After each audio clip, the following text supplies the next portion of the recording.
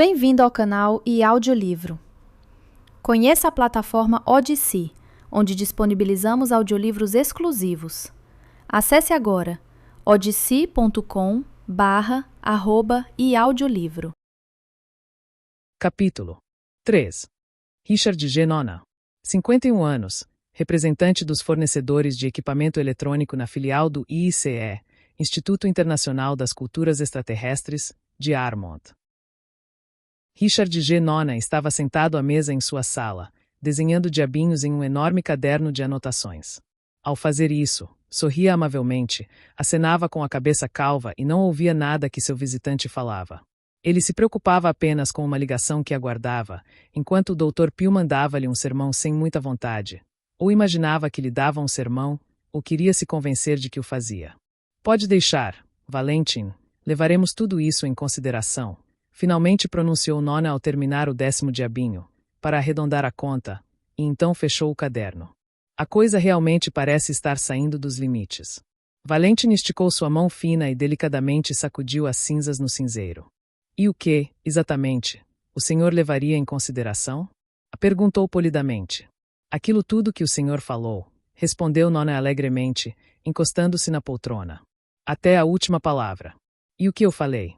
Ou isso não importa, proferiu Nona. Ou qualquer coisa que o senhor disser será levada em consideração.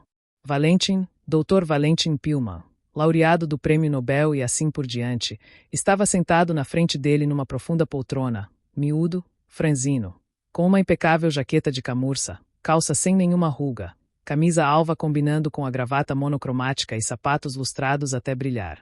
Um sorriso meio sarcástico flutuava nos finos lábios do doutor. Os enormes óculos escuros escondiam seus olhos, cabelos pretos cortados à máquina estavam cuidadosamente alinhados em cima da testa larga e baixa. A meu ver, você não merece aquele fabuloso salário que lhe pagam, disse ele. Ou além disso, Dick, a meu ver, você ainda é um sabotador. PSSS. Sussurrou Nona. Pelo amor de Deus, fale baixo. Realmente, continuava Valentin. Tenho observado você há algum tempo. Você não faz rigorosamente nada. Um minutinho. Interrompeu o Nona elevando seu dedo gordo e rosado num sinal de protesto. Oh, como assim? Não faço nada? Por acaso alguma reclamação deixou de ser atendida? Sei lá, disse Valentin despejando as cinzas. Às vezes vem equipamento bom, outras vezes, ruim. O bom vem com mais frequência. Mas o que você tem a ver com isso? Precisamente, pois se não fosse por mim, o equipamento bom viria mais raramente. Além disso, vocês cientistas estragam o equipamento bom e depois vêm reclamar. E quem os cobre nesses casos? Por exemplo, o que vocês fizeram com o farejador? Excelente aparelho, demonstrou qualidades excepcionais em exploração geológica, estável, energeticamente autônomo. E vocês abusaram dele em regimes insanos, queimaram o mecanismo, exauriram-no como um alazão em corrida. Isso mesmo, não o alimentamos, deixamos com sede, retrucou Valentin. Você é um criador de cavalos, Dick, e não um industrial.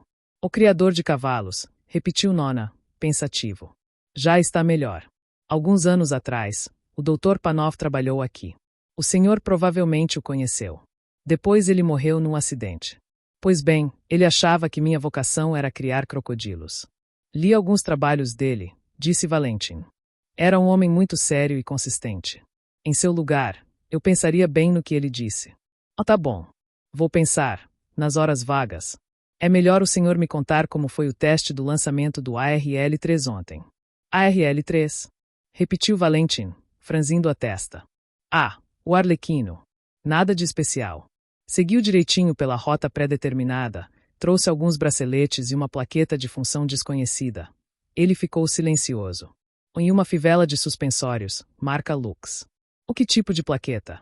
É uma liga de vanádio, é só o que podemos dizer no momento. A atividade é nula. Por que, então, o ARL-3 a trouxe? Pergunte ao fabricante. Isso já é obrigação sua. Nona, pensativo, bateu com o toco do lápis no caderno. Ou no final das contas aquilo era só o lançamento de teste, proferiu. Talvez aquela plaqueta tivesse perdido a carga. Posso fazer uma sugestão? Jogue-a de volta para a zona e 2 ou 3 dias depois mande-o atrás. Lembro que no ano retrasado. O telefone tocou, e Nona agarrou o fone, esquecendo-se imediatamente de Valentin. Senhor Nona, soou a voz da secretária. É novamente o Sr. Lenken. Pode passar. Valentin se levantou, pôs o cigarro apagado no cinzeiro, agitou os dedos perto da testa em sinal de despedida e saiu, miúdo, reto e elegante. Senhor Nona? Ressoou do fone uma calma voz familiar. Sim, sou eu. É difícil falar com o senhor. É que chegou um novo carregamento. Já me informaram. Senhor Nona, eu vou ficar pouco tempo na cidade. Há certas questões que precisamos discutir a sós. Estou me referindo aos últimos contratos da Mitsubishi Densi. Da parte jurídica. Estou à sua disposição. Então, se não tiver nada contra, podemos nos encontrar daqui a meia hora no escritório da nossa filial. Está bom para o senhor? É totalmente. Até daqui a meia hora. Richard Nona pôs o fone no gancho, ergueu-se e deu uma volta pela sala, esfregando as mãos rechonchudas. Ele até começou a cantarolar uma música da moda, mas logo deu uma desafinada e riu de si mesmo. Depois pegou o chapéu, jogou o sobretudo no braço e saiu para a antessala. Meu bem, ele se dirigiu à secretária. Eu vou visitar nossos clientes, e você fique aqui no comando, defendendo a fortaleza, que eu lhe trago um chocolate na volta. A secretária desabrochou em um sorriso.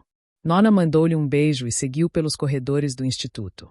Houve algumas tentativas de agarrá-lo pelas mangas durante a saída, mas ele se esquivava, sorria, soltando os chavões de sempre. Defenda a fortaleza na minha ausência. Cuide bem da saúde, não se estresse, etc. Finalmente, sem ser pego por ninguém, saiu do prédio abanando brevemente a identificação para o sentinela na portaria. As nuvens carregadas já quase fechavam o céu.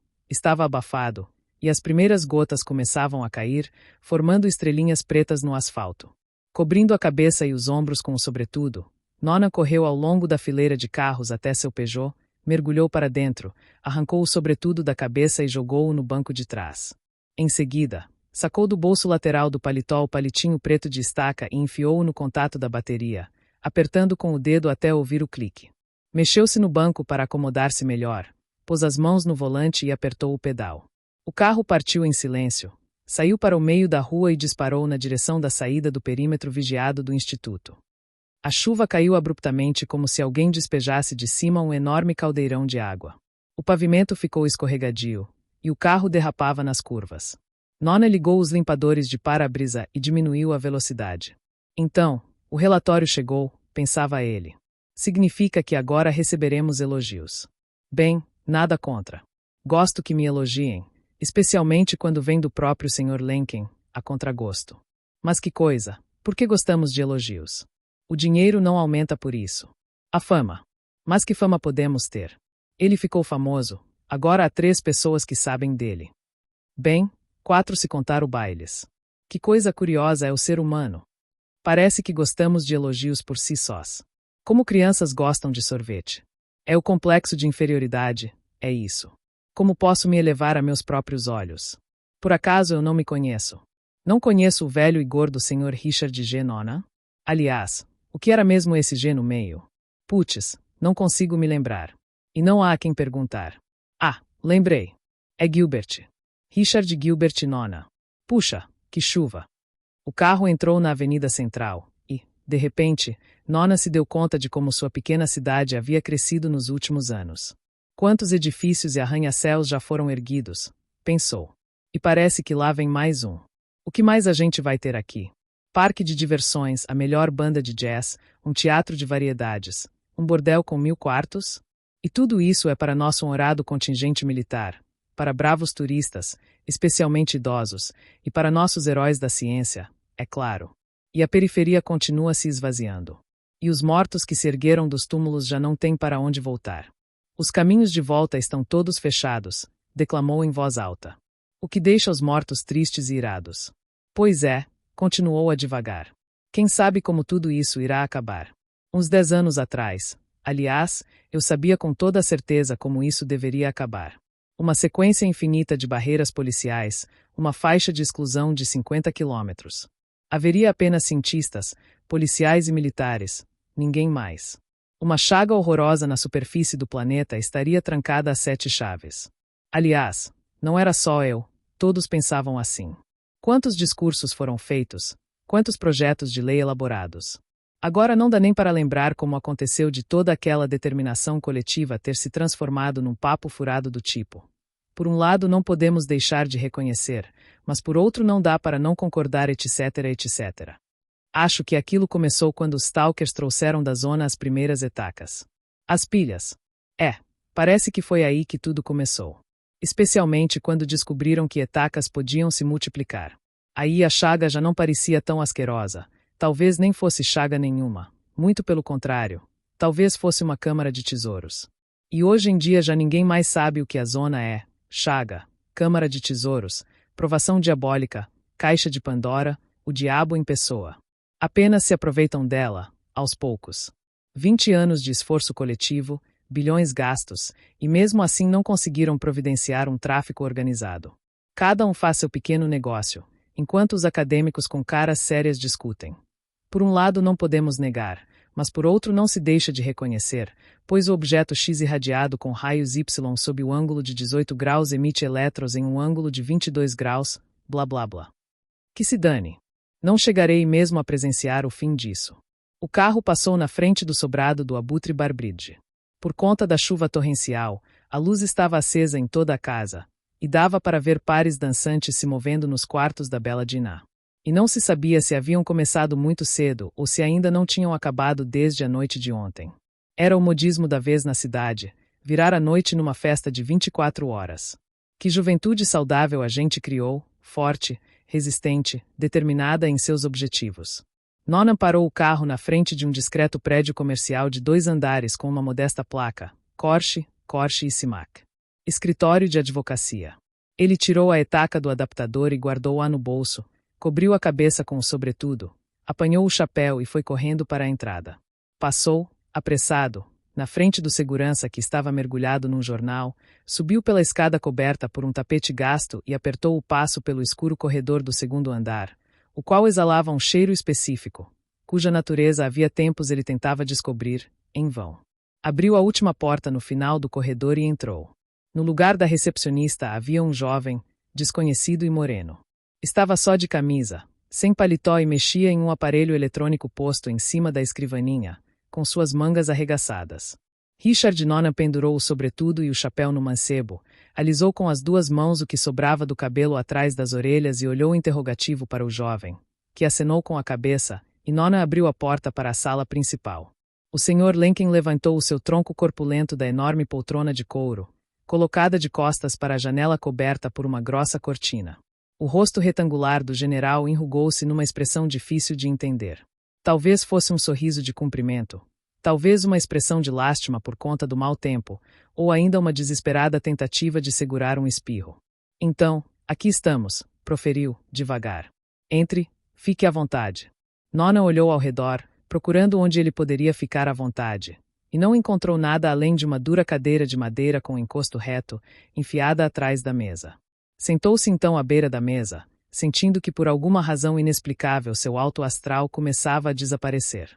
De repente, teve a clara impressão de que ninguém ali iria elogiá-lo, muito pelo contrário.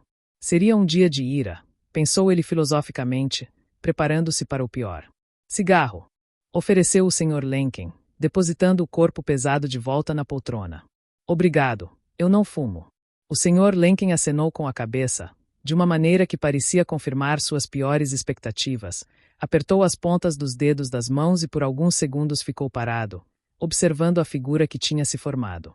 Suponho que não discutiremos as questões jurídicas da firma Mitsubishi Densi, finalmente proferiu. Era uma brincadeira, e Richard Nona sorriu de pronto. O senhor é quem manda. Ficar sentado em cima da mesa era tremendamente incômodo. As pernas não alcançavam o chão, e a borda do móvel cortava o traseiro. Infelizmente, tenho que informá-lo, Sr. Nona, disse o Sr. Lenken, que seu relatório causou uma impressão extremamente positiva lá em cima. Soltou Richard, pensando, lá vem. Queriam até honrar o senhor com uma condecoração, continuou o Sr. Lenken. Entretanto, eu sugeri que fossem com calma. E fiz bem. Ele finalmente desviou os olhos da figura dos dedos e encarou Nona por baixo de suas grossas sobrancelhas. O senhor deve me perguntar o porquê disso. Por qual razão eu demonstrei essa cautela aparentemente exagerada? O senhor provavelmente tinha suas razões, respondeu Nona com voz desanimada. Sim, eu tinha. O que diz exatamente seu relatório, Richard? Que o Grupo Metrópole está eliminado, graças a seus esforços. Que a quadrilha Flor Verde foi capturada na plena totalidade de seus membros. Excelente trabalho, também é seu mérito. Que os grupos VAR, Quasimodo e Músicos Ambulantes, entre outros cujos nomes eu não consigo recordar, autodissolveram-se sob a iminente ameaça de serem pegos. E isso é pura realidade e está confirmado por informações cruzadas. O campo de batalha está limpo, o inimigo fugiu em desordem, sofrendo grandes baixas. Estou descrevendo a situação corretamente. De qualquer maneira, começou Nona, cauteloso. Nos 3 últimos meses o tráfico de artefatos da zona via Armond cessou. Pelo menos, conforme minha informação, acrescentou ele. Então o inimigo desistiu, é isso? Se o senhor insiste nessa exata expressão. Então, sim. E está errado, exclamou o Sr. Lenken. O problema é que o inimigo nunca desiste. Eu sei bem disso. E ao se apressar com o relatório final, Richard, o senhor demonstrou imaturidade. E foi por isso que exigi cautela quanto a uma condecoração imediata do senhor. Vai se catar com suas condecorações, pensou Nona, balançando a perna no ar e observando soturnamente a ponta do sapato. Vá pendurá-las no seu banheiro. Seu moralista hipócrita, educador da juventude. Não preciso dos seus sermões para saber com quem estou lidando aqui e que tipo de inimigo preciso combater. Diga logo, curto e grosso, o que e onde eu deixei passar.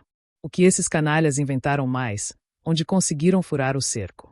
E sem preliminares, por favor, não sou nenhum moleque para você, já passei dos 50 e não estou nessa por suas condecorações fedorentas.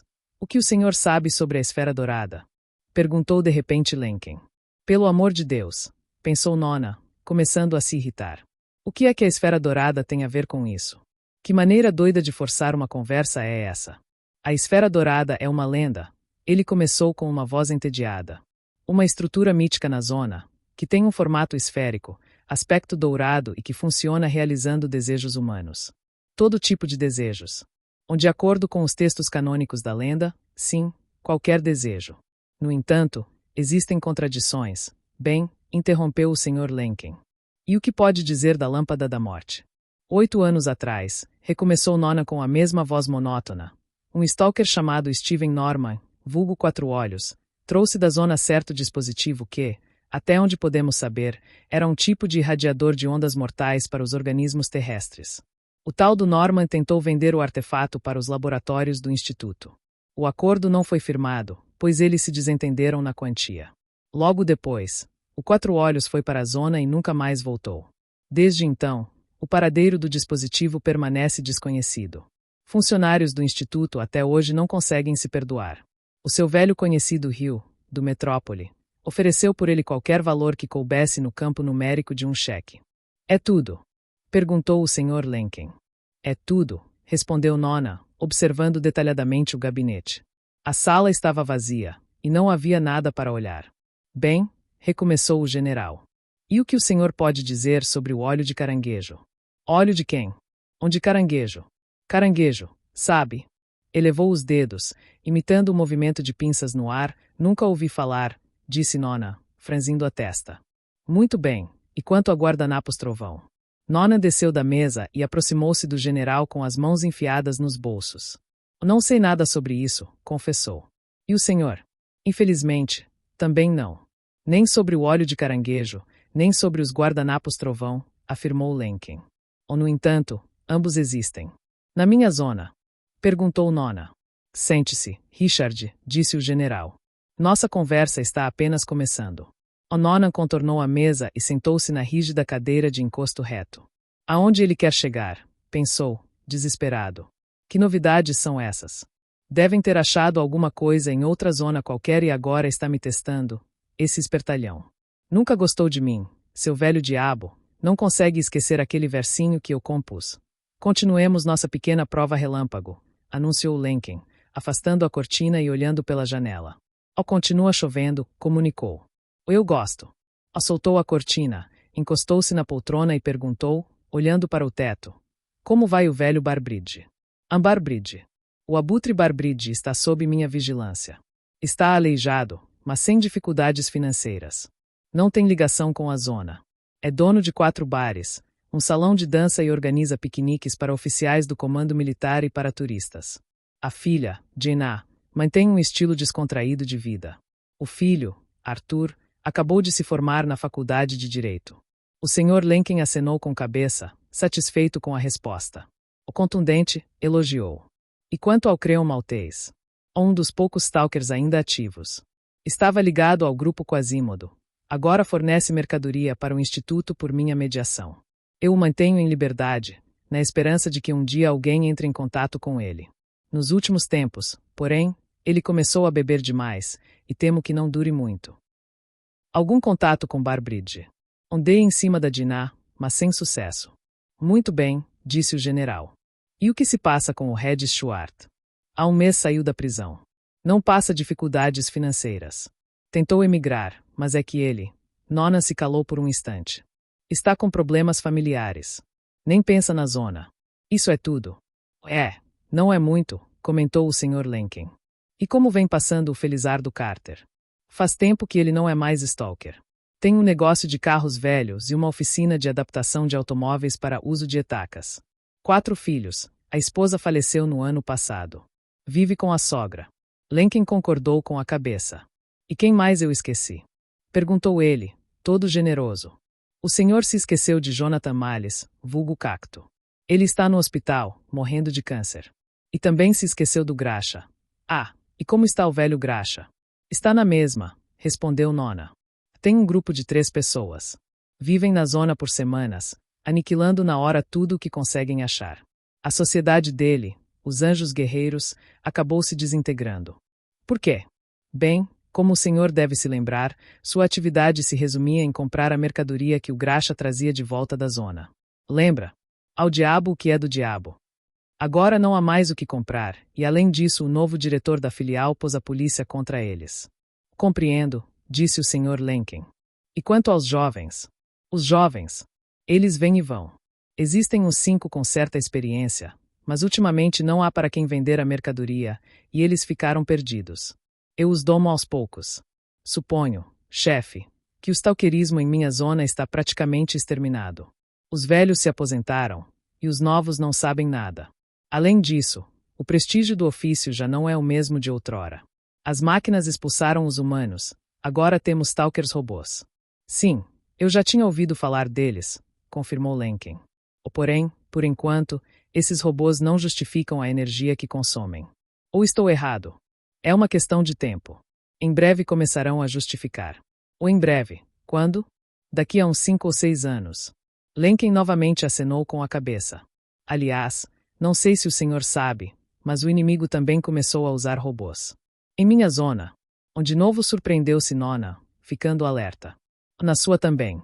Aqui ele tem a base em Rexópolis, enviam equipamentos de helicóptero por cima das montanhas até o desfiladeiro das cobras, perto do Lago Negro, no sopé do Bouldernick. Mas lá é uma total periferia, respondeu Nona, desconfiado. O que eles podem achar lá? Há pouca coisa, é verdade, mas acham. Mas isso é apenas uma informação à parte, não lhe diz respeito. Resumindo, praticamente não há stalkers profissionais em Armont. E os que ainda sobraram não têm mais relação com a zona. A juventude é dispersa e está em processo de domesticação. O inimigo foi derrotado, desmoralizado, está lambendo as feridas em alguma toca distante.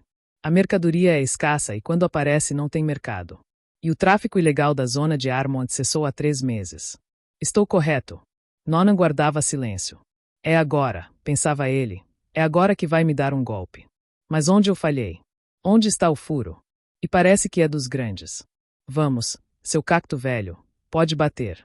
Eu não ouvi a resposta, reforçou Lenken, encostando a palma da mão perto da orelha peluda e enrugada. Tá bom, chefe, o senhor já me cozinhou e assou douradinho, já pode servir.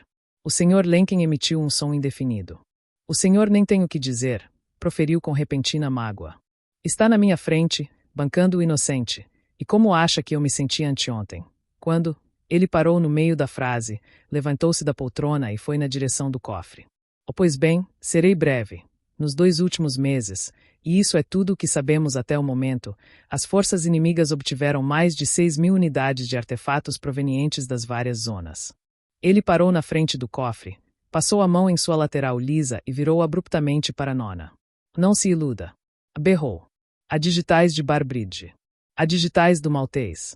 Do narigudo Ben Galevi, que o senhor, aliás, nem considerou importante mencionar para mim. Há digitais do fanhoso Gêres e do anão Semig. É assim que o senhor domestica seus jovens. Braceletes. Alfinetes. Peões brancos. Além disso, os desconhecidos olhos de caranguejo, chocalhos da cadela, guardanapos trovão e só o diabo sabe o que mais. De novo interrompeu a fala, voltou para a poltrona, juntou as pontas dos dedos e perguntou em um tom cheio de polidez. O que o senhor acha de tudo isso, Richard? Nona sacou um lenço do bolso lateral e esfregou a nuca e o pescoço ensopado de suor. Não acho nada, suspirou ele, honesto. Me perdoe, chefe, eu no momento não consigo. Deixe-me recuperar o fôlego. Barbridge. O senhor pode jogar minha ficha de serviço no lixo, mas o Barbridge não tem nenhuma ligação com a zona. Eu conheço cada passo dele. Ele organiza piqueniques na beira dos lagos, ganhando uma fortuna com isso. Ele simplesmente não precisa. Desculpe, não estou falando coisa com coisa, mas posso assegurá-lo de que não perdi Barbridge de vista nem por um minuto desde que ele saiu do hospital. Não tenho mais nada a dizer, cortou o Sr. Lenken. O senhor tem uma semana. Apresente suas conclusões sobre como os artigos de sua zona foram parar nas mãos do Barbridge. E do resto daquela gentalha. Boa tarde. Nona se levantou, despediu-se desajeitadamente do perfil do Sr. Lenken com um aceno e, continuando a esfregar o pescoço, deslizou para fora do gabinete. O jovem moreno fumava na recepção, olhando, pensativo, para as partes separadas do dispositivo eletrônico à sua frente. Lançou um olhar na direção de Richard, mas seus olhos estavam vazios e ausentes. Richard Nona agarrou seu sobretudo, colocou o chapéu de qualquer jeito com as mãos desobedientes e foi embora. Isso nunca tinha me acontecido, os pensamentos pulavam caóticos. Quem poderia imaginar? O narigudo Ben Galevi. Já conseguiu uma alcunha para si. Quando isso aconteceu? Baixinho, fraquinho, um moleque, é só soprar que ele voa. Não, não é isso. Barbridge. Seu canalha aleijado. Como me sacaneou. Você me fez parecer um idiota, me ferrou. Como isso pôde acontecer? Isso simplesmente não podia acontecer. É bem como naquela vez em Singapura. Soco na cara, golpe no estômago. Entrou no carro e por algum tempo mexeu com os dedos atrás do retrovisor procurando a chave de ignição. A água pingava do chapéu em seus joelhos. Ele o tirou e o jogou para trás sem olhar. Uma cortina de chuva cobria o vidro dianteiro, e Richard tinha a sensação de que era essa a razão de ele não conseguir entender o que deveria fazer em seguida. Ao se dar conta disso, bateu o punho com força contra a testa calva. Funcionou. Imediatamente lembrou que não existia nenhuma chave de ignição, e sim a pilha etaca. Uma bateria eterna. Ele tinha que encaixá-la no adaptador da entrada da ignição, e então poderia dirigir para algum lugar longe dali, onde certamente estava sendo observado da janela por aquele velho safado. A mão de Nona que segurava a etaca parou no ar, no meio do caminho. Pelo menos sei por quem começar, pensou, vingativo. Ah, sim, eu sei. E sei também como eu vou começar. Nunca ninguém começou assim. E com que prazer vou fazer isso? Ligou os limpadores de para-brisas e disparou pela avenida sem enxergar quase nada pela frente. Aos poucos, começou a se acalmar. Muito bem, refletia. Que seja como em Singapura. No final, tudo terminou bem lá. Um soco na cara não faz tanto mal. Poderia ter sido bem pior. Meu Deus, como seria fácil resolver tudo de vez. Juntar toda aquela gentalha e trancar na prisão por uns 15 anos. Ou exilá-los todos, nos confins do mundo. Na Rússia, por exemplo, nem se ouviu falar de stalkers. Lá realmente há um deserto em torno da zona, 100 quilômetros sem nenhum estranho. Nada de malditos turistas e nem dos Barbridge da vida. Meus senhores, tem que agir do modo mais simples. Não há nada de complicado nisso. Se você não tem o que fazer na zona, então tchau. Vá para o quilômetro 101. Mas, tudo bem, não nos desviemos do assunto. Onde está aquele bordel? Não dá para enxergar nada, droga. Ah, aí está ele.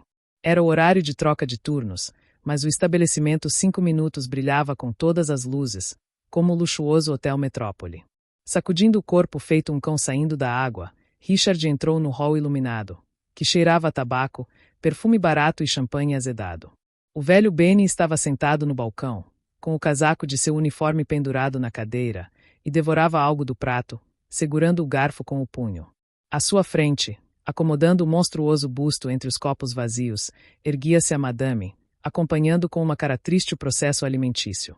A faxina ainda não fora feita depois da noite anterior. Madame virou o rosto pesadamente maquiado na direção de Nona com uma expressão inicial de desgosto, que logo desabrochou em um sorriso profissional. Ora, ora! O zumbiu em contrabaixo. O senhor Nona em pessoa. Bateu saudade das garotas. Benny continuava comendo. Era surdo feito uma porta. Olá, meu bem. Retrucou Richard se aproximando. Para que eu precisaria de garotas quando há uma mulher com M maiúsculo na minha frente? Benny finalmente o percebeu. Seu rosto, que mais parecia uma máscara assustadora coberta de cicatrizes roxas e azuis, contorceu-se em um sorriso de saudação. Bem-vindo, patrão, roncou num espasmo. Veio esperar a chuva passar. Nona sorriu de volta e acenou com a mão. Não gostava de conversar com Benny, pois era preciso berrar o tempo todo. Cadê meu gerente, pessoal? Perguntou ele. Está na sala dele, respondeu Madame. Amanhã é o dia de pagar impostos. Ah, esses impostos, disse Nona. Pois é. Bem, a senhora pode mandar preparar aquele prato que eu gosto. Eu volto já. Andando pelo silencioso e felpudo carpete sintético, atravessou o corredor com as baías fechadas por grossas cortinas, cada uma com a imagem de uma flor diferente. Dobrou num discreto beco no final, e, sem bater, empurrou a porta revestida de couro. O gerente, Marreta Catiuxa, reinava na mesa, estudando no espelho de bolso uma medonha espinha em seu nariz. Ele não estava nem aí para os impostos que tinha que pagar no dia seguinte. Na frente dele, na mesa completamente vazia, estava um vidrinho de pomada de mercúrio e um copo cheio de algum líquido transparente. Marreta Catiuxa ergueu os olhos cheios de sangue para Nona e levantou-se em um pulo, derrubando o espelho. Sem dizer uma só palavra, Nona se sentou na poltrona em frente e por algum tempo observou o gerente malandro em silêncio, escutando como ele balbuciava algo sobre a maldita chuva e sobre seu reumatismo. Em seguida, disse: tranque a porta, rapaz. Catiuxa, batendo apressadamente seus grandes pés chatos pelo chão, correu até a porta, girou a chave e voltou à mesa. Ele não se atreveu a se sentar e erguia-se acima de Nona como um enorme penhasco peludo, olhando para ele com absoluta subserviência. Richard encarou-o longamente através das pálpebras semicerradas. Por alguma razão, ele se lembrou de que o verdadeiro nome de Marreta Catiuxa era Rafael e que tinha ganhado o apelido de Marreta pelas aterrorizantes juntas que se destacavam de seus punhos fechados. Já o nome Catiuxa ele atribuíra a si mesmo, na total convicção de que era o nome tradicional dos grandes reis mongóis. Rafael. Pois bem, Rafael, começamos com você, então, pensou Nona, e perguntou todo carinhoso. Como estão as coisas? Está tudo em ordem, chefe, respondeu de pronto Rafael Marreta. E aquele escândalo com os militares, deu para resolver? Paguei 150. Todos estão felizes. Então, descontarei de seu pagamento, disse Nona.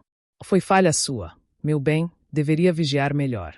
Marreta fez uma cara triste e abanou as mãos, conformado. Precisa renovar os tacos no hall de entrada, continuou Nona, pensativo. Será feito. Nona ficou em silêncio, esticando e recolhendo os lábios. Tem mercadoria? Perguntou Nona em voz baixa. Tem um pouco, respondeu Marreta, também abaixando a voz. Mostre. Marreta correu até o cofre, tirou um pacote, depositou-o na frente de Nona em cima da mesa e desembrulhou-o. Nona mexeu com o dedo no meio das gotas negras que estavam lá, pegou um bracelete, após examiná-lo de todos os lados, devolveu-o ao pacote. Só isso? Perguntou ele. É que trazem pouco, respondeu Marreta com um tom de desculpa. Trazem pouco, repetiu Nona. Mirou bem e com todas as forças bateu na canela de Marreta com a ponta do sapato. O gerente gemeu e dobrou-se, esfregando o lugar acertado, mas logo depois se endireitou, ficando em posição de sentido. Então Nona pulou da poltrona como se tivesse sido picado por uma abelha, derrubou a poltrona, agarrou Marreta pelo colarinho e avançou, chutando-o, xingando e girando os olhos arregalados. Marreta gemia e grunhia, balançava a cabeça como um cavalo assustado, recuando até despencar em cima do sofá. Trabalha para os dois lados, seu safado? Chiava Nona diretamente nos olhos vidrados de horror do funcionário. O abutre nadando na mercadoria. E você me mostra essa quinquilharia aqui. Pegou o impulso e bateu na cara do marreta, tentando acertar o lugar da espinha. Vou te fazer apodrecer na prisão, vai viver no esterco. E vai comer esterco. Vai se arrepender de ter nascido. Deu mais um soco no nariz do marreta. Onde o abutre consegue a mercadoria? Porque trazem para ele e não para você. Quem vende no mercado? Porque eu não estou sabendo de nada. Para quem você trabalha, seu safado? O gerente abria e fechava a boca sem conseguir emitir qualquer som. Nona o soltou, voltou para a poltrona e sentou-se, colocando os pés na mesa. E então? Indagou. Sangue escorria pelo nariz do marreta, que disse: juro por Deus, chefe. O que deu no senhor? De onde o abutre conseguiria a mercadoria? Ele não tem nada. Hoje em dia ninguém tem. Você, por acaso, quer discutir comigo? Perguntou Nona em tom calmo, tirando os pés de cima da mesa. Discutir não, chefe. Juro por Deus, apressou-se a responder o gerente. Como poderia? Nem passou pela minha cabeça. Vou te mandar para a rua, proferiu Nona em tom lúgubre. Pois ou você está me traindo, ou não sabe trabalhar. Para que diabos, então, eu preciso de você? Com seu salário eu poderia ter 5 do mesmo tipo. Preciso de um homem de confiança aqui, e você só sabe estragar meninas e se encher de cerveja. Espere, chefe, disse Marreta com ponderação, esfregando o sangue pelo rosto. O senhor veio com tudo, tão de repente. Vamos falar coisa por coisa. Apalpou com cuidado a espinha. O senhor disse que o Barbridge está cheio de mercadoria. Não sei não. O senhor me desculpe, mas alguém está contando histórias para o senhor. Ninguém tem mercadoria hoje em dia. Pois só os novatos vão à zona, mas eles quase nunca voltam. É sério, chefe, alguém está pregando peças no senhor. Nona observava Marreta pelo canto do olho. Tinha a impressão de que o gerente realmente não sabia de nada. Tinha pouca razão para mentir, pois trabalhar para o abutre não era uma opção muito proveitosa. Aqueles piqueniques do Barbridge são um bom negócio. Perguntou ao Marreta. Mais ou menos, rico ninguém vai ficar. Se bem que, hoje em dia, não sobraram muitos negócios lucrativos na cidade. E onde ele os promove? Onde promove? Em vários lugares, no pé do Monte Alvo, nas hidrotermais, no Lago do Arco-Íris. E que tipo de clientela vai? O que clientela? O Marreta novamente apalpou a espinha, olhou para os dedos e disse: se o senhor quer tentar esse negócio por conta própria, eu o desaconselharia. Não há como competir com o abutre. E por quê? Veja bem, a clientela do Barbridge é, em primeiro lugar, de capacetes azuis. Marreta começou a contar nos dedos. Em seguida, vêm os oficiais do comando militar, e depois os turistas do Metrópole, do Lírio Branco e do Alien. E ele também tem uma boa publicidade, até os locais vão lá. Falo sério, chefe, não vai dar certo para o senhor. E depois, ele nos paga pelas garotas. Não muito, mas você disse que os locais também vão? Principalmente os jovens. E o que acontece nesses piqueniques? O que acontece? Bem, a gente vai de ônibus fretado. Aí, quando você chega ao local, já tem barracas privativas instaladas junto a tendas de comidas e bebidas, música tocando, meninas. E então cada um se diverte como bem entender. Os oficiais geralmente se ocupam com as garotas, turistas querem ver a zona. Pois fica bem perto, especialmente quando ficamos nas termais, logo depois do Passo do Enxofre. O abutre mandou espalhar ossos de cavalo pelo lugar para que turistas pudessem vê-los com seus binóculos. E os locais? Os locais. Eles com certeza não se interessam pelos ossos. Bem, divertem-se como podem. E o Barbridge? A Barbridge também se diverte, como os outros. E você? Eu. Bem, eu também. Igual a todos os outros. Vigio para que tratem bem as garotas. Bem, aquelas coisas. Como todos. E quanto tempo isso costuma durar? Depende. Às vezes 3 dias, às vezes a semana inteira. E quanto essa farra custa? O gerente enrolou na resposta, mas Nona não estava mais ouvindo. É isso, aqui está o furo, pensou. 1 semana, ou seja, várias noites. Nessas condições é simplesmente impossível vigiar Barbridge. Mesmo se você se empenhar muito em vez de rolar na cama com prostitutas ou encher a cara de cerveja imaginando-se o rei dos mongóis. Mas ainda é confuso. O abutre não tem pernas, e lá é passagem pedregosa. Não cola, algo está errado. Quem mais dos locais costuma ir lá? Dos locais? É como eu disse, são os jovens. Os maiores delinquentes da cidade, Galevi, Ragba, Galinho, depois aquele. Como é mesmo? Ah, Smic. Às vezes o maltês vai também. Uma turminha da pesada.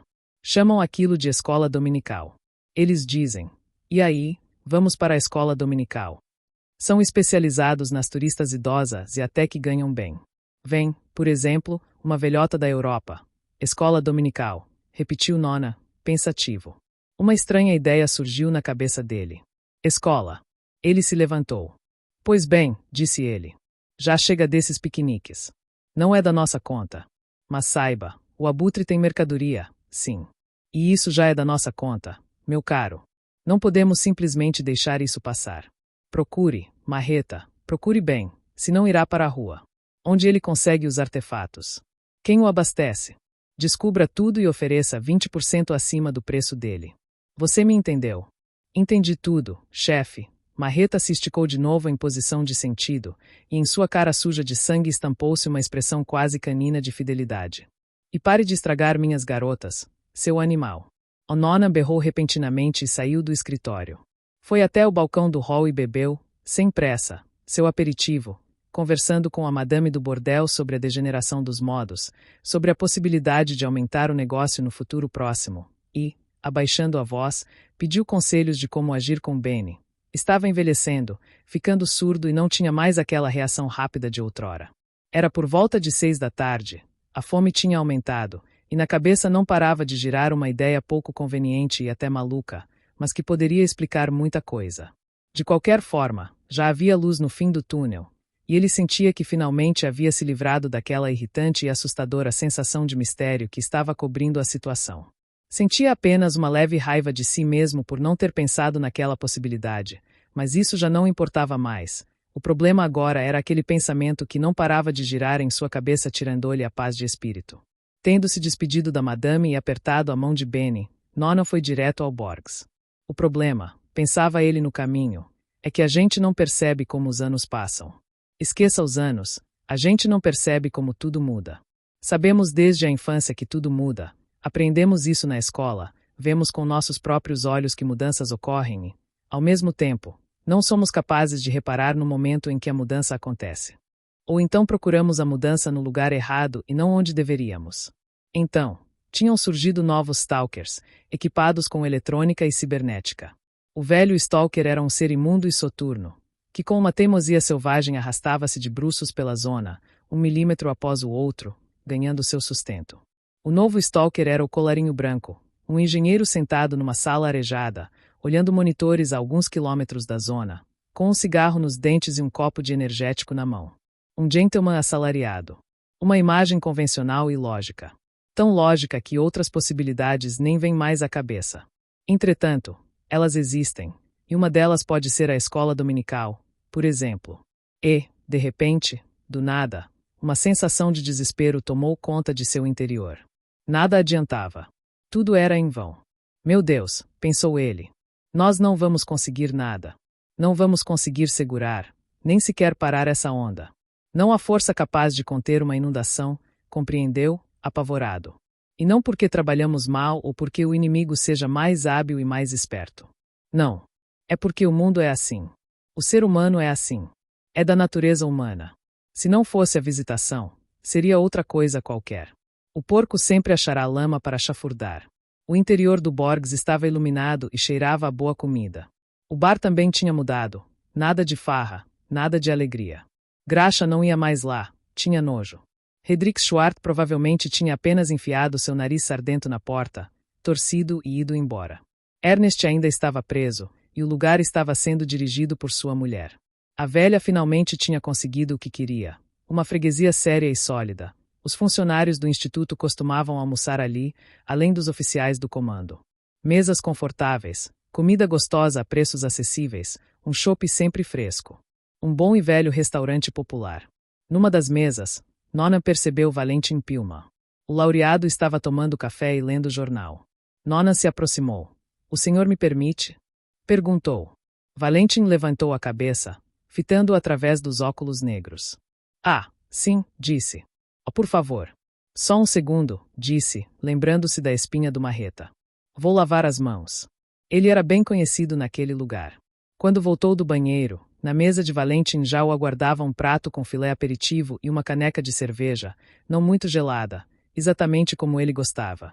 Valentin pôs o jornal de lado e bebericou o café. Escute, Valentin, começou Nona, espetando a tira de carne e banhando-a em molho. Em sua opinião, como isso terminará? Isso o quê? Visitação, zona, stalkers, o complexo industrial militar, todo esse monte de... Como isso poderia acabar? Valentin se demorou a responder, olhando para Nona através das lentes impenetráveis de seus óculos escuros. Depois, acendeu um cigarro e pronunciou. Para quem? Explique melhor, por favor. Bem, digamos que para a humanidade em geral. Isso depende de termos sorte ou não, disse Valentin. Agora sabemos que, para a humanidade de um modo geral, o fenômeno da visitação passou quase sem deixar marcas. Para a humanidade, tudo passa sem deixar marcas. É claro que podemos descartar que, ao tirar as castanhas do fogo assim a esmo, iremos um dia tirar alguma coisa que deixará a vida neste planeta simplesmente impossível. Isso seria azar. No entanto, você deve concordar que esse tipo de ameaça sempre existiu. Abanou a mão para dispersar a fumaça e sorriu sarcasticamente. Eu, porém, há muito parei de discutir sobre a humanidade em sua totalidade. Pois é um sistema extremamente estacionário, não há como atingi-lo. O senhor acha? Indagou Nona meio decepcionado. Bem, talvez seja assim mesmo. Diga-me, Richard, continuou Valentin, sem esconder que estava se divertindo. Para o senhor, um homem de negócios, o que mudou com a visitação? O senhor descobriu que existe ao menos mais uma forma de vida inteligente no universo além da humana. Então, bem, o que posso dizer? Balbuciou Nona. Ele já tinha se arrependido de ter começado aquela conversa. Não havia nada sobre o que conversar. O que mudou para mim? Por exemplo, há muitos anos que sinto certo desconforto, uma sensação desagradável. Foi bom eles terem vindo e ido embora. E se resolverem voltar e tiverem uma ideia maluca de ficar? Para mim, um homem de negócios, aquilo, sabe, não é uma mera pergunta. Quem são eles, como vivem e o que querem? Numa situação mais dramática, eu precisaria pensar em como alterar minha atividade. Tenho que estar preparado. E se eu ficar por fora, digo, tornar-me desnecessário no sistema deles? Oh, Nona, de repente, se animou. E se nós todos nos tornarmos desnecessários para eles? Escute, Valentin, já que a gente tocou no assunto, existem respostas para essas perguntas? Quem eles são? O quem querem? Vão voltar? As respostas existem, disse Valentin, sorrindo. Aliás, elas são muitas, escolha a sua. E o senhor, pessoalmente, o que acha? Para falar a verdade, eu nunca me permiti pensar sobre isso de maneira séria. Para mim a visitação foi, antes de tudo, um evento extraordinário que abriu a possibilidade de pularmos, de uma vez, vários degraus no processo do conhecimento. Algo parecido com uma viagem para um futuro tecnológico. Como se, imagine, no laboratório de Isaac Newton tivesse surgido um gerador de partículas. Newton não entenderia nada. Não sei, não. Newton era um homem muito perspicaz. Bem, deixemos Newton em paz. Mas como o senhor explica a visitação? Mesmo que não esteja falando sério. Está bem, eu lhe digo. Mas tenho que avisar que sua pergunta, Dick, se encontra na área de competência de uma pseudociência denominada xenologia. É uma mistura nada plausível de ficção científica e lógica formal, cuja metodologia se baseia em uma premissa errônea, a de atribuir os princípios da psicologia humana à mente alienígena. E por que isso seria errôneo? Perguntou Nona. Porque, há algum tempo, os biólogos já fracassaram ao tentar aplicar a psicologia humana aos animais. E veja bem, em animais terráqueos. Espere aí, discordou Nona. São coisas completamente diferentes. Pois estamos falando da psicologia de seres inteligentes. Seria muito bom se soubéssemos o que é inteligência. E não sabemos. Surpreendeu-se Richard. Acredite se puder, não. Geralmente, partimos da definição, bastante simplória, segundo a qual a inteligência é a propriedade humana que distingue suas ações das dos animais. Sabe, aquela velha tentativa de diferenciar um dono de seu cão, que entende tudo e só não consegue falar. Aliás, dessa definição simplificada originam-se também outras, mais espirituosas, as quais se baseiam em tristes observações da mencionada atividade humana. Por exemplo, inteligência é a capacidade humana de cometer ações irracionais ou antinaturais. Pois é, essa nos descreve bem, concordou Nona. Infelizmente, sim. Existe também outra definição hipótese, segundo a qual a inteligência é um instinto complexo que ainda não se formou por inteiro. Quer dizer, a ação humana é sempre racional e natural. Será necessária, porém, a passagem de milhões de anos para que esse instinto termine de se formar, e então pararemos de cometer erros que, provavelmente, são parte inseparável da própria natureza da razão. Mas se alguma coisa mudar no universo, seremos rapidamente extintos, justamente porque teremos desaprendido como cometer erros, ou seja, como testar várias possibilidades não previstas pelo rígido programa racional. Como o Senhor consegue fazer tudo parecer tão humilhante? Tudo bem, lá vai outra versão, elevada e cheia de virtude. Inteligência é a capacidade humana de aproveitar recursos do seu habitat sem destruí-lo. Nona torceu a cara e balançou a cabeça. Oh não, disse. Isso já é demais. Não combina com a gente. E quanto à ideia de que o ser humano, diferentemente de outros animais, sente uma incontrolável necessidade de adquirir novos conhecimentos? Li sobre isso em algum lugar. Eu também, concordou Valentin. O problema é que o ser humano, pelo menos um ser humano comum, facilmente supera essa sua necessidade de adquirir conhecimentos. A meu ver, essa necessidade nem mesmo existe. Há uma necessidade de entender, mas para isso não são necessários conhecimentos. A hipótese da existência de Deus, por exemplo, é uma excelente oportunidade de entender absolutamente tudo sem adquirir qualquer conhecimento. Oferece para o ser humano um sistema simplificado de mundo e explica tudo com base nesse modelo simplificado. E há certas fórmulas decoradas junto com a assim chamada intuição, a boa e velha esperteza cotidiana e um pouco de bom senso.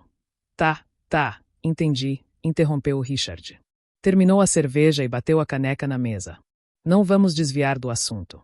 Digamos que o ser humano encontre um ser alienígena. Como saberíamos se eles são inteligentes?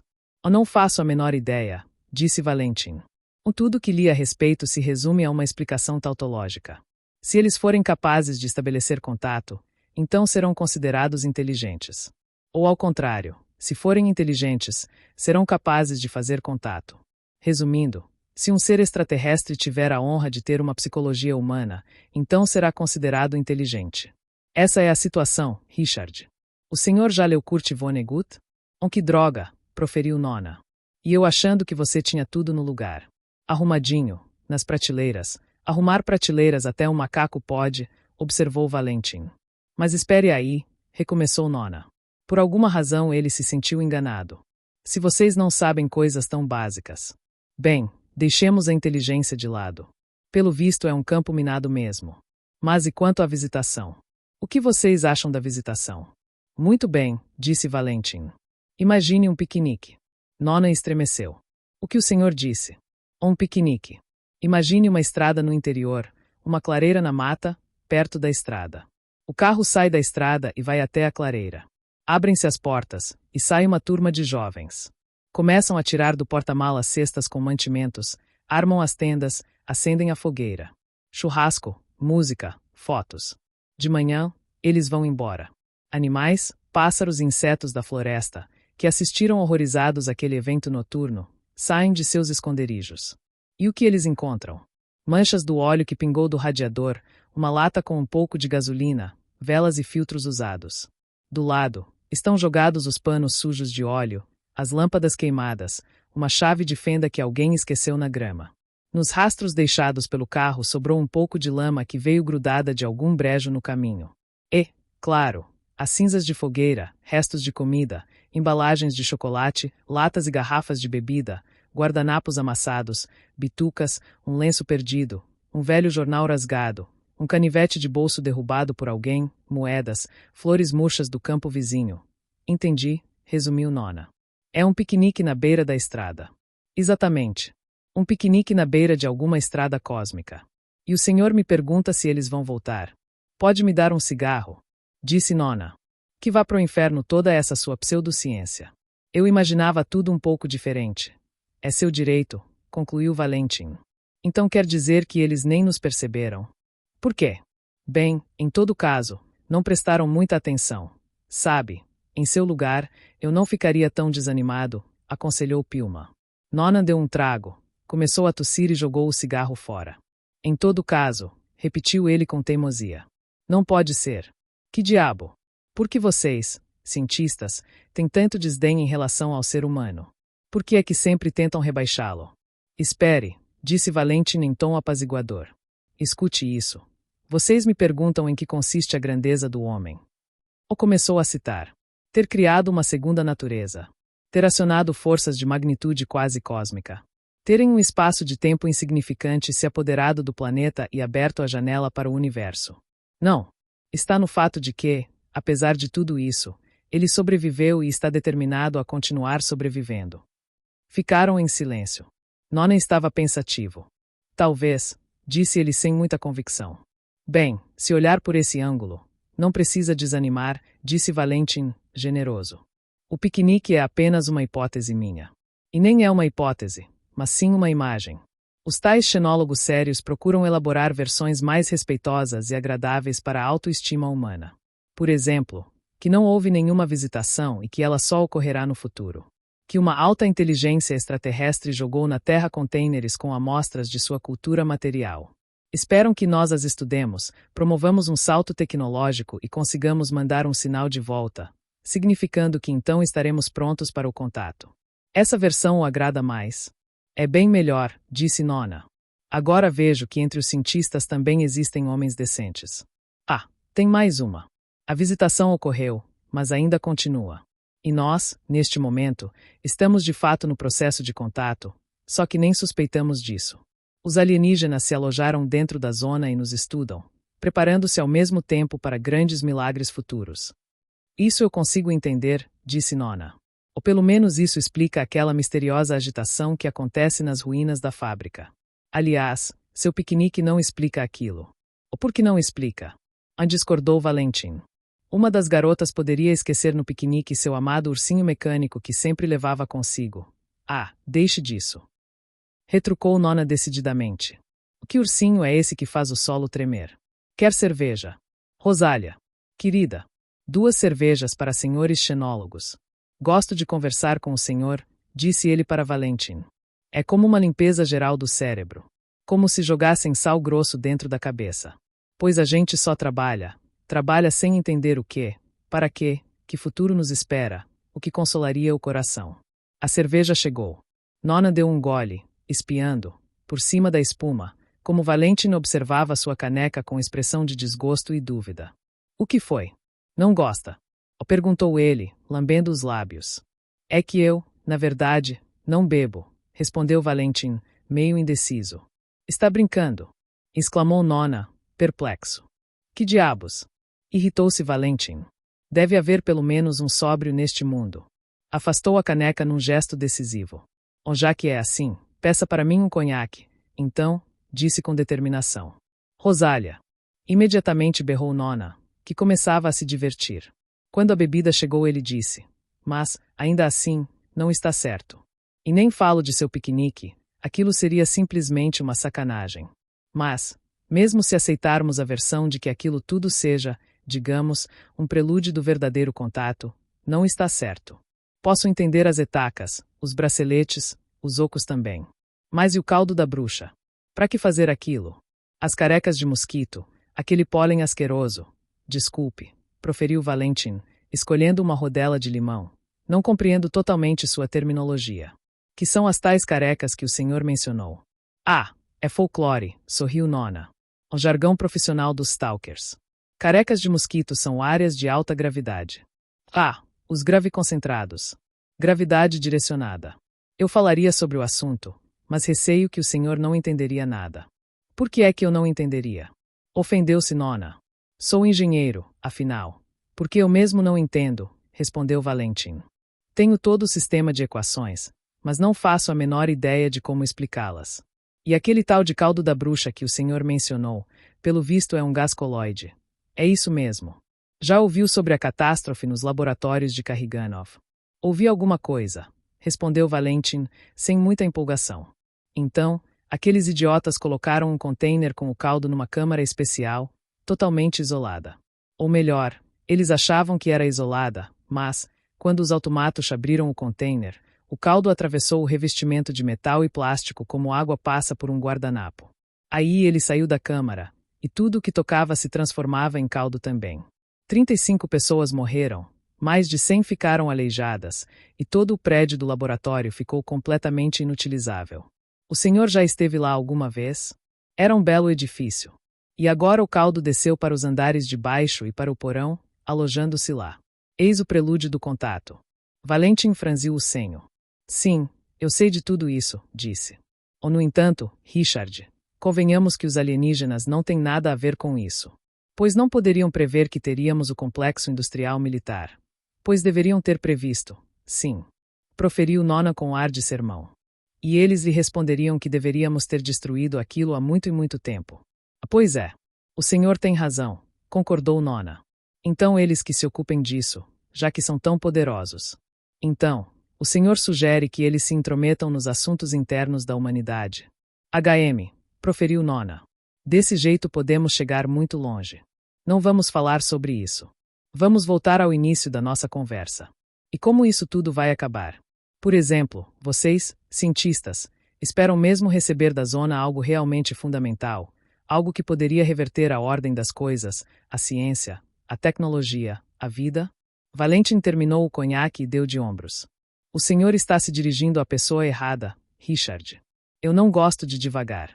E quando se trata de coisas tão sérias, prefiro manter um cauteloso ceticismo. Se considerar o que já recebemos até o momento, teremos um espectro de possibilidades pela frente e não podemos afirmar nada com certeza. Rosália. Mais um conhaque. Gritou Nona.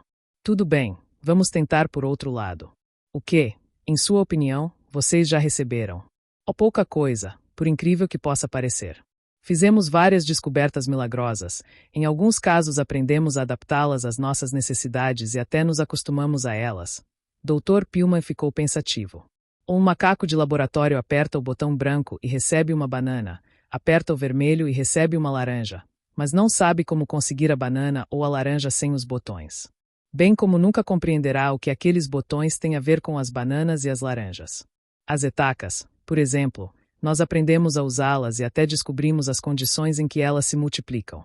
Mas até hoje não conseguimos produzir nenhuma delas, não conhecemos sua estrutura, nem sabemos o que elas são. E pelo visto não saberemos tão cedo. Eu diria o seguinte: existem objetos para os quais achamos uma aplicação. Nós os usamos, embora, quase com certeza, não do jeito como os alienígenas os usavam. Estou convicto de que, na maioria dos casos, batemos pregos com microscópio. No entanto, algumas coisas nós utilizamos, as etacas, os braceletes que estimulam processos vitais, além de diversos tipos de substâncias quase biológicas que causaram tamanha renovação na medicina. Ganhamos novos tranquilizantes, novos tipos de adubo, algo que revolucionou o conceito de agronomia. Bem, para que repetir tudo o que o senhor mesmo já sabe, estou vendo que usa o bracelete. Então, chamemos esse grupo de objetos de benéficos. Podemos dizer que, num certo sentido, a humanidade foi abençoada por eles, embora não possamos nos esquecer de que em nosso mundo euclidiano cada vara tem duas pontas. Utilizações indevidas. Intrometeu-se Nona. Exatamente. Por exemplo, o uso das pilhas etacas na indústria bélica. Bem, o que eu queria dizer é que conhecemos e explicamos, mais ou menos, as habilidades de cada objeto benéfico. E, no momento, o que trava tudo é nosso atraso tecnológico, mas dentro de 50 anos aprenderemos a reproduzir os microscópios deles e então poderemos martelar à vontade com eles, desculpe a metáfora. Mas as coisas se complicam com o outro grupo de objetos. E se complicam precisamente porque não achamos nenhuma aplicação para eles, e, além disso, suas características e manifestações permanecem fora da nossa compreensão, pelo menos dentro de nossa atual compreensão do mundo. Por exemplo, as armadilhas magnéticas de todos os tipos. Percebemos que são armadilhas magnéticas. O Dr. Panov, aliás, explicou isso muito espirituosamente. Entretanto, não conseguimos entender nem de onde vem aquele poderoso campo magnético, nem a causa de sua superestabilidade. Não entendemos nada mesmo. Podemos apenas forjar hipóteses fantasiosas acerca de faculdades do espaço que nem desconfiávamos que existissem. Outro exemplo é K23. Como é mesmo que vocês as chamam? Aquelas continhas negras que usam para fazer adereços. As gotas negras, respondeu Nona de pronto. Isso mesmo, gotas negras.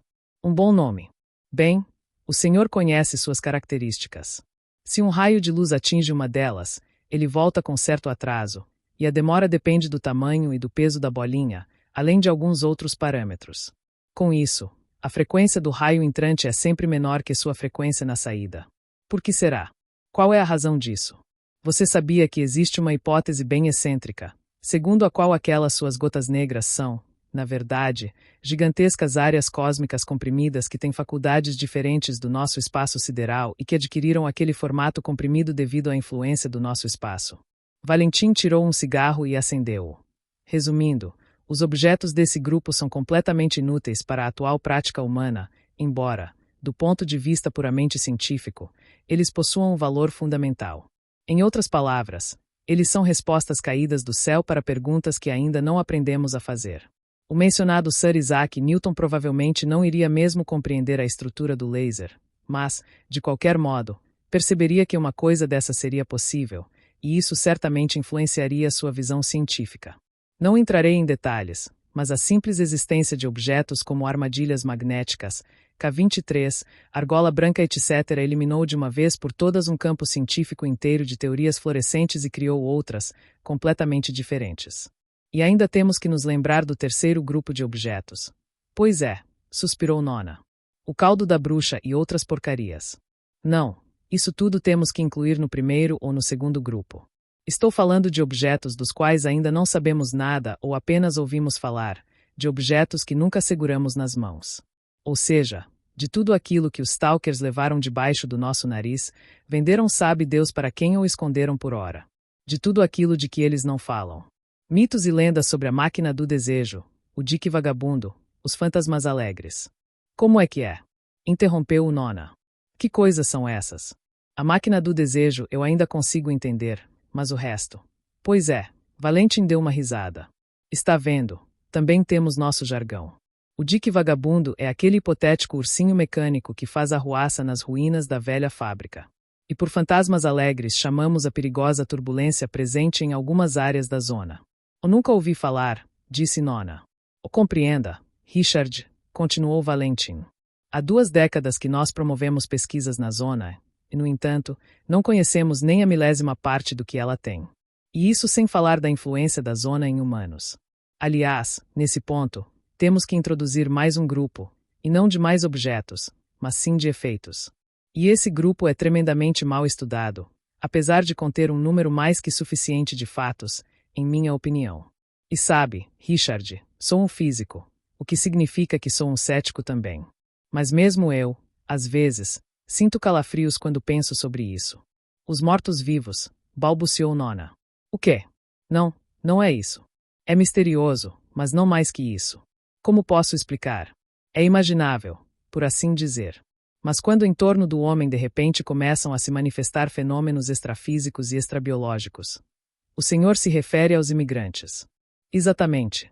Sabe, a estatística é uma ciência muito exata apesar de lidar com variáveis aleatórias. Além disso, é uma ciência bastante eloquente e seus resultados são concretos. Valentim, pelo visto, estava ligeiramente embriagado. Começou a falar mais alto, suas faces ganharam um aspecto rosado, e as sobrancelhas subiram, enrugando sua testa como uma sanfona. Rosália! Gritou ele de repente. Mais um conhaque. Duplo. Gosto das pessoas que não bebem, comentou Dick com ar de respeito. Preste atenção. Proferiu Valentim, sério. Escute o que lhe digo. Aquilo é muito estranho. Levantou o copo, deu um grande gole e continuou. Nós não sabemos o que exatamente aconteceu com os pobres moradores de Armont no momento da visitação. Mas eis que um deles decidiu emigrar. Um cidadão qualquer. Um cabeleireiro, filho e neto de cabeleireiros. Ele chega, digamos, a Detroit. Abre um salão, e aí começa uma loucura diabólica. Mais de 90% de sua clientela morre no decorrer do ano. Sofrem acidentes de carro, caem de janelas, morrem em assaltos e brigas, afogam-se em lugares rasos etc. E não só isso. As mortes por incidentes domésticos começaram a crescer exponencialmente na cidade de Detroit. O número de explosões em postos de gasolina dobrou, aumentou brutalmente a mortalidade nas epidemias de gripe, quase quadruplicou a frequência de acidentes de trânsito. E, como se isso tudo não bastasse, subiu o número de catástrofes naturais na própria cidade e em suas redondezas. Sabe Deus de onde surgem os tornados e os furacões, que não se viam por lá desde 1900 e bolinha. Então os céus desabam, produzindo um dilúvio no Lago Ontário ou Michigan, ou sei lá em qual deles fica Detroit. E assim por diante. E essas calamidades começam a ocorrer em qualquer cidade ou povoado onde se estabelece um imigrante das áreas da visitação, e a quantidade delas é diretamente proporcional ao número de imigrantes que foram para o local. E repare, apenas os imigrantes que presenciaram a visitação provocam tais alterações, os que nasceram depois não influenciam a estatística das ocorrências. Por exemplo, o senhor vive em Armont há 10 anos, mas veio para cá após a visitação, então podemos, sem a menor preocupação, deixá-lo se mudar até para o Vaticano. Como se explica isso? O que temos que desconsiderar? A estatística ou o bom senso? Valentin agarrou o copo e engoliu o resto da bebida de uma vez. Nona coçou a nuca com ar de dúvida. "Ah, pois é", disse ele após breve silêncio. "De fato, já ouvi falar dessas coisas, mas, para ser sincero, sempre achei tudo um pouco exagerado. É que precisaram de um pretexto para impedir a imigração. O que pretexto mais delirante é esse? Quem iria acreditar numa coisa dessas? Poderiam inventar algo bem melhor, uma epidemia, por exemplo. Ou o perigo de vazamento de informação. Sei lá. Eu entendo sua preocupação", disse Nona. "Realmente, do ponto de vista de nossa poderosa ciência positivista. Ou então veja o efeito de mutações genéticas da zona", Valentin o interrompeu. Tirou os óculos e fitou Nona com seus míopes olhos negros. "Todos os indivíduos que mantêm um longo contato com a zona sofrem alterações tanto fenotípicas como genotípicas. O senhor sabe que tipo de filhos têm os stalkers, e também sabe que o mesmo acontece com os próprios stalkers. Por quê? Onde está o fator mutagênico? Não há nenhuma radiação na zona. A estrutura do ar e do solo tem suas peculiaridades, mas não representa nenhum perigo de mutação. O que tenho que fazer nessas condições? Acreditar em bruxaria. Em mal-olhado. Escute, Richard, vamos pedir mais uma dose? A conversa me animou, dane-se." Nona, sorrindo, chamou a garçonete e pediu um conhaque para Valentin e uma cerveja para si. Em seguida disse: "Como eu já disse, compadeço-me de sua preocupação, mas francamente, para mim, os mortos revigorados mexem muito mais com a cabeça do que os dados da estatística. Especialmente porque nunca vi aqueles cálculos, mas já vi muitos cadáveres vivos e senti demais seu cheiro horrendo." Valentin abanou a mão num gesto de desgosto. "Ah, esses seus defuntos ambulantes", disse meio irritado. "Ouça, Richard, o senhor não tem vergonha? Pois é um homem instruído, fez faculdade. Será que não compreende que, do ponto de vista dos princípios fundamentais, esses seus mortos-vivos não são nem um pouco mais surpreendentes que os acumuladores eternos? A única diferença é que as etacas derrubam a primeira lei da termodinâmica, e os cadáveres, a segunda, só isso. Mas todos nós, no fundo, somos homens das cavernas, não conseguimos imaginar nada mais aterrorizante do que um fantasma ou um vampiro. Entretanto, a violação do princípio da causalidade é uma coisa muito mais assustadora do que um exército inteiro de fantasmas. E todos os monstros do Rubinstein. Ou do Wallenstein. Frankenstein, corrigiu Nona. É claro, Frankenstein. Madame Shelley. A esposa do poeta. Ou sua filha. De repente ele começou a rir. Aliás, seus defuntos têm uma característica muito curiosa: a viabilidade autônoma.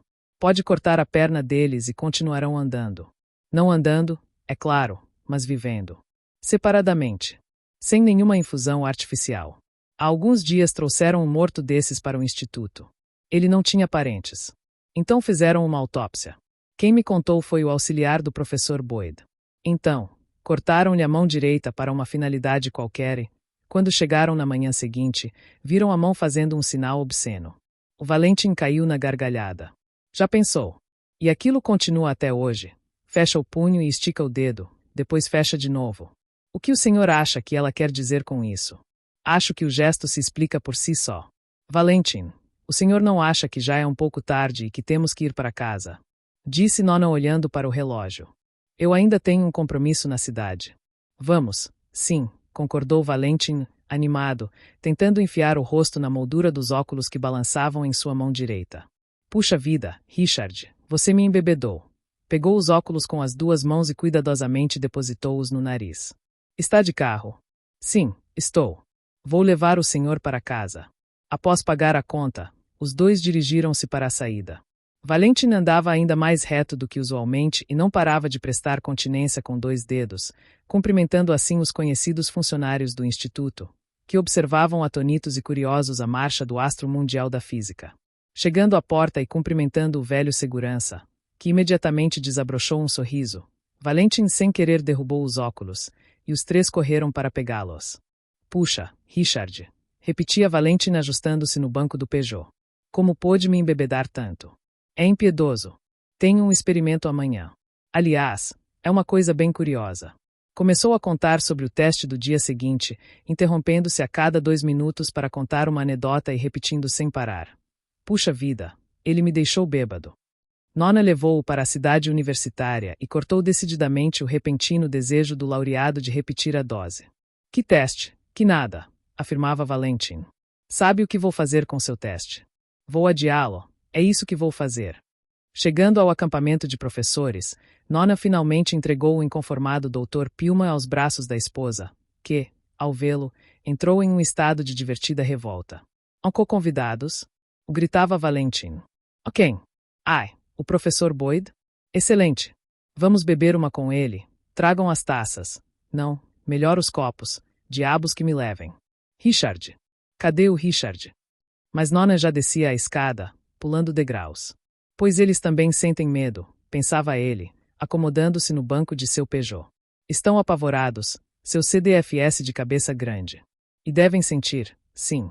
Devem ficar ainda mais aterrorizados do que todos nós, cidadãos comuns, juntos. Pois a gente não entende nada, já eles pelo menos entendem até que ponto não entendem. Olham naquele abismo sem fim e sabem que têm inevitavelmente que descer até lá. O coração disparando, mas precisam descer. E o que encontrarão lá no fundo? O mais importante, será que voltarão de lá? E nós, meros mortais, desviando os olhos, por assim dizer. Mas talvez seja assim mesmo que deva ser. Tudo seguindo seu rumo, e a gente se adaptando aos poucos. Ele estava certo quando disse que a maior proeza da humanidade foi sobreviver e pretender continuar sobrevivendo. Mas, que diabos os carreguem, seus alienígenas nojentos, não poderiam fazer seu piquenique em outro lugar. Na Lua, por exemplo. Ou em Marte. Não, vocês todos são a mesma porcaria, apesar de saberem comprimir o espaço. Um piquenique, droga. Que bela ideia foi essa? Falando do piquenique, continuou racionando Nona, dirigindo cautelosamente pelas ruas da cidade, bem iluminadas e molhadas após a recente chuva. Como farei para melhor me virar com meus piqueniques? Como abordar essa coisa com mais jeito? Talvez pelo princípio do mínimo esforço, como na mecânica. Para quê, afinal? Tenho meu diploma de engenheiro, se não consigo sequer elaborar uma boa estratégia de como pegar aquele canalha aleijado. Parou o carro na frente do prédio onde morava Hedrick Schwartz e demorou-se sentado ao volante, pensando na melhor maneira de conduzir a conversa. Em seguida, tirou a etaca do adaptador e saiu do carro. Só então percebeu como o prédio parecia desabitado e sombrio. Praticamente todas as janelas estavam escuras, não havia ninguém no parquinho, e até os postes de luz estavam apagados. Aquilo lhe lembrou o que ele estava prestes a encontrar, e arrepios involuntários percorreram sua pele. Teve até a ideia de ligar para Hedrick e chamá-lo para conversar no carro ou em algum pacato boteco nas redondezas, mas logo afugentou esse pensamento. Havia muitos motivos para tal atitude, e ele disse para si mesmo o principal. Não vou me igualar a todos aqueles miseráveis covardes que fugiram daqui como baratas escaldadas com água fervente. Entrou no saguão do prédio e sem pressa subiu pela escada que há muito precisava de faxina. O silêncio de um lugar desabitado reinava ao redor, muitas portas de apartamentos estavam entreabertas ou até escancaradas. Dos corredores escuros exalava um cheiro mofado de umidade e poeira. Parou na frente da porta do apartamento de Hedrick, alisou os cabelos para trás das orelhas, respirou fundo e apertou a campainha. Após alguns segundos de silêncio, os tacos rangeram, um baixo clique soou da fechadura, e a porta se abriu. Ele não ouviu nenhum som de passos. No vão da porta estava a Monstrinho, a filha de Hedrick Schwartz. A luz que saía da antessala o cegou, e por um instante ele enxergou apenas a silhueta da menina, reparando em como ela havia esticado nos últimos meses. Mas, logo que Nona viu o rosto dela, ela recuou o apartamento adentro. Sua garganta secou na hora. Olá, Maria, disse, procurando fazer a voz mais doce possível. Como vai, monstrinho? Ela não respondeu, continuando a recuar sem produzir nenhum barulho e observando-o por baixo das sobrancelhas. Pelo visto, ela não o reconheceu. Para falar a verdade, nem ele a reconhecia. Zona, pensou ele. Que droga! Quem é? O perguntou Guta, olhando da cozinha. Meu Deus, Dick! Por onde o senhor andou? Sabia que Hedrick voltou? Ela foi apressada ao encontro dele, esfregando as mãos na toalha pendurada no ombro.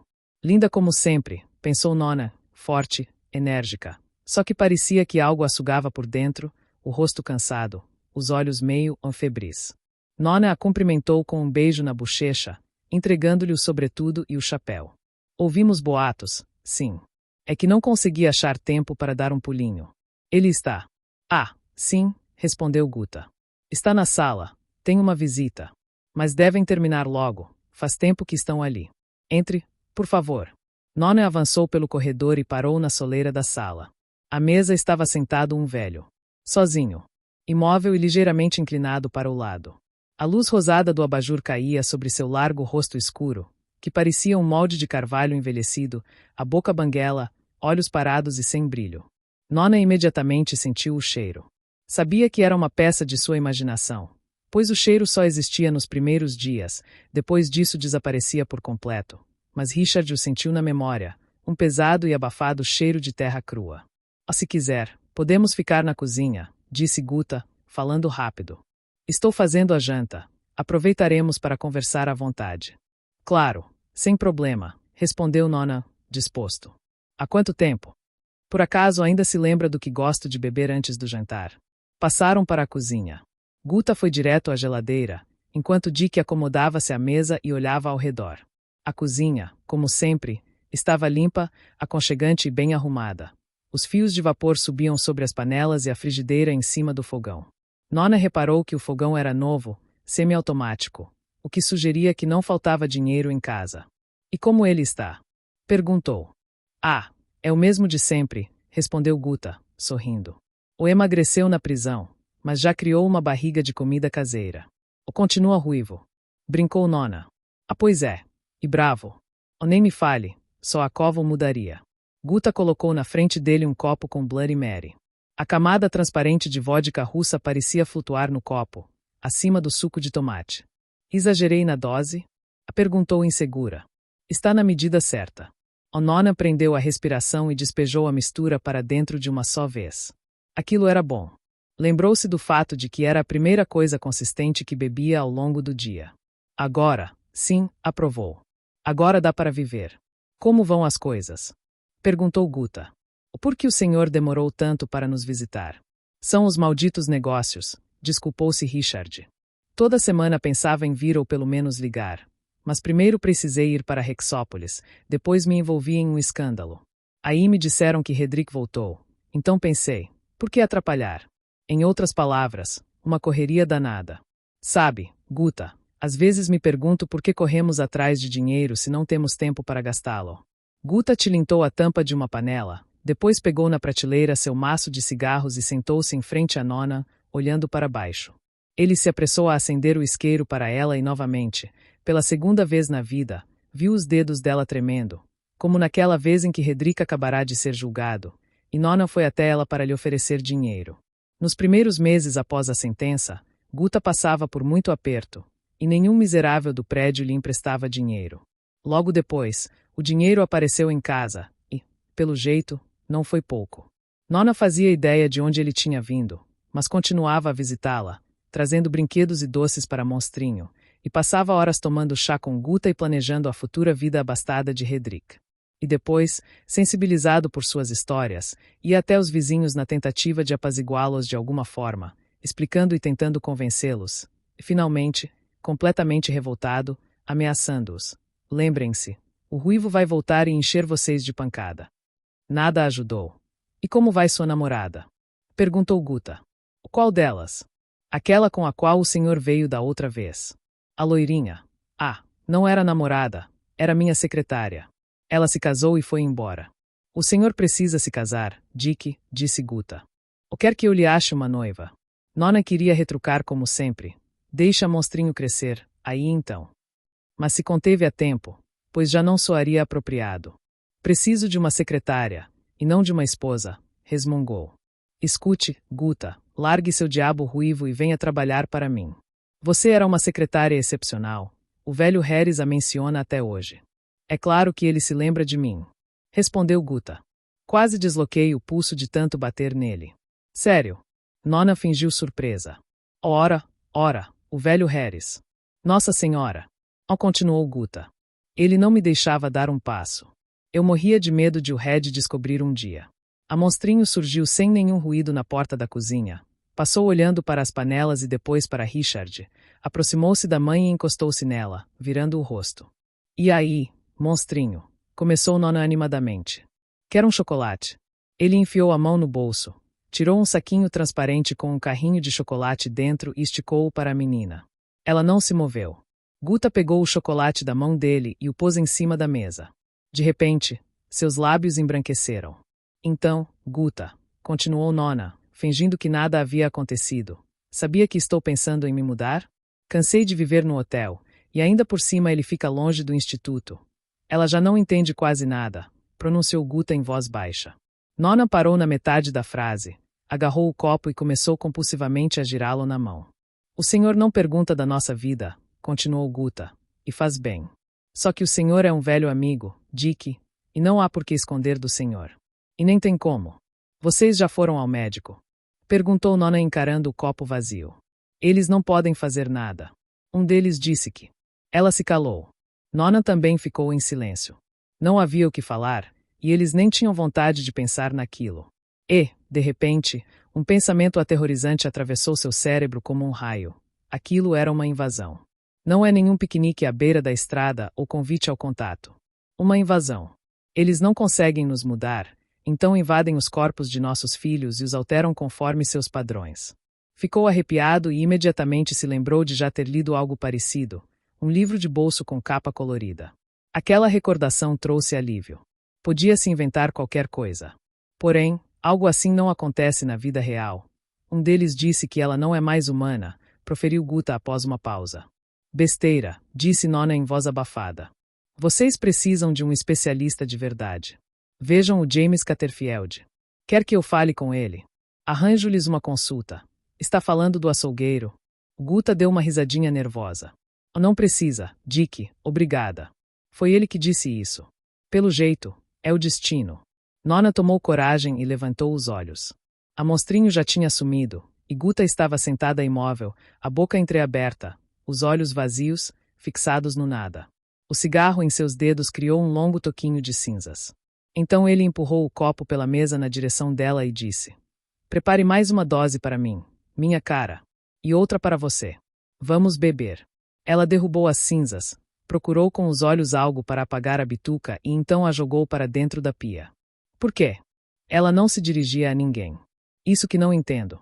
O que nós fizemos de errado? Não somos a pior gente da cidade. Richard pensou que ela desataria em lágrimas, mas Guta não chorou. Abriu a geladeira, pegou a vodka e o suco de tomate, depois sacou da prateleira um copo para si. Mas, mesmo assim, tente não desanimar, começou Nona. Não existe no mundo nada que não possa ser corrigido. Acredite em mim, Guta. Tenho muito contatos, vou acionar tudo o que for possível. Naquele momento, ele mesmo acreditava no que dizia e até começou a selecionar mentalmente nomes, clínicas e cidades, e já lhe parecia que tinha ouvido algo sobre casos semelhantes que deram sucesso. Precisava apenas se lembrar de onde foi e quem era o médico.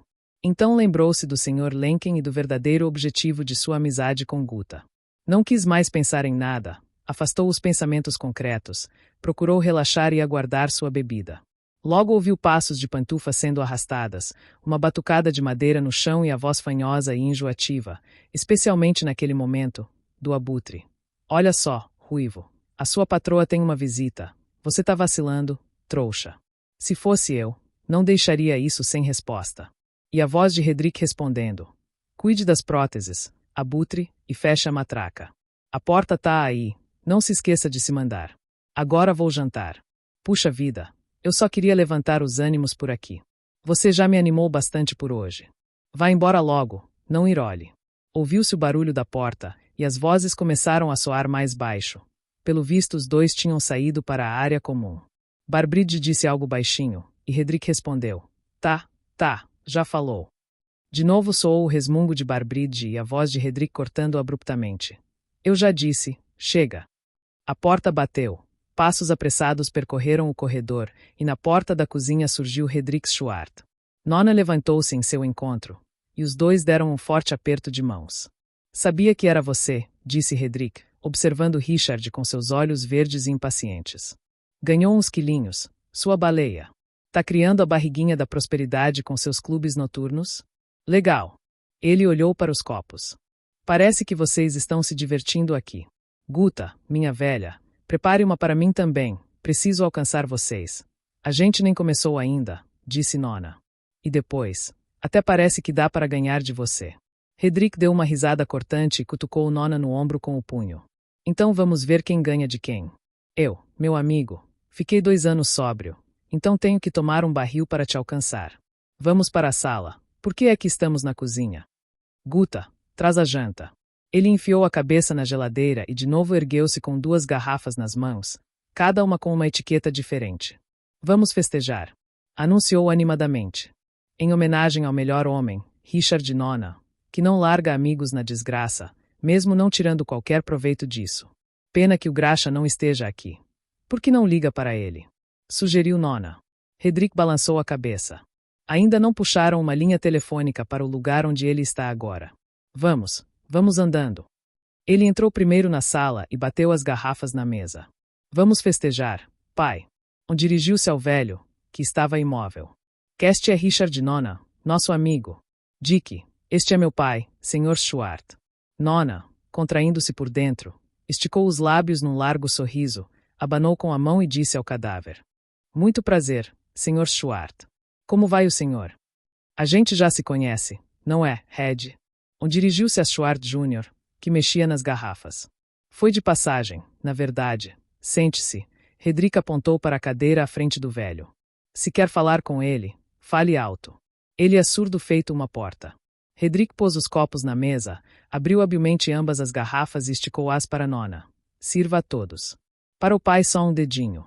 Richard começou a encher calmamente os copos. O velho permanecia na mesma posição, olhando fixamente para a frente. Não reagiu quando Nona colocou o copo na frente dele. Richard, porém, já havia se adaptado à nova situação. Aquilo era um jogo assustador e covarde, orquestrado por Hedrick.